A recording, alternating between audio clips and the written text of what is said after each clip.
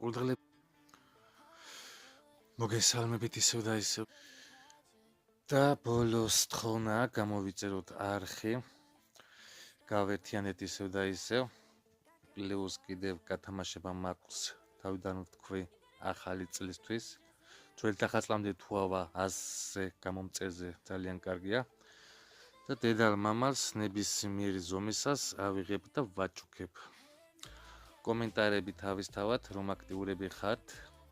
ისე მაქვს ჩაკეტილი რომ გარედან ვერანაირად ვერ დააკომენტარებთ თუ გამომწერი არ ახარ.